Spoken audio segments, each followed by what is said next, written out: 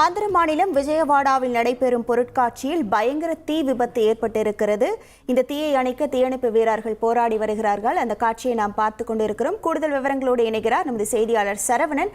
வணக்கம் சரவணன். தீ விபத்துக்கான காரணமாக என்ன சொல்லப்படுகிறது? இந்த தீ விபத்தால் என்னென்ன சேதங்கள் ஏற்பட்டிருக்கின்றன? முழு விவரங்கள்.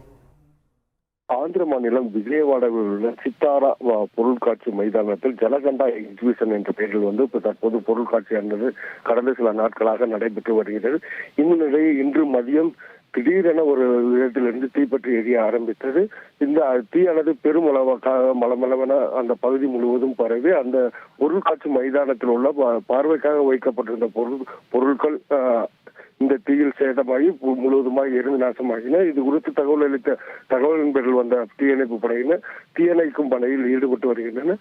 இருந்த போதிலும் அந்த பொருட்காட்சி வளாகத்தில் பார்வையாளர்கள் உண்பதற்காக உணவு தயாரிக்கப்படும் உணவு கூடத்தில் வைக்கப்பட்டிருந்த சிலிண்டர்கள் எடுத்து பலத்த சத்தமாக வெடித்து சிதற ஆரம்பித்தது. இதனால் இந்த தீயை அணைக்கும் பணியானது சிறிது நேரம் தாமதமானது. தொடர்ந்து தீயை அணைக்கும் பணி நடைபெற்று வருகிறது. இந்த தீ விபத்தின் காரணமாக அப்பகுதி முழுவதும் போக்குவரத்து ஸ்தம்பித்து போக்குவரத்து சாலைகள் மாற்றப்பட்டு அழைக்கப்பட்டு வருகிறது. தொடர்ந்து தீயணைப்பு படையினர்கள் தீயை அணைத்து வருகின்றனர். இதில் கோடிக்கணக்கான ரூபாய் மதிப்பிலான பொருட்கள் சேதமடைந்துள்ளதாக தெரிய வந்துள்ளது.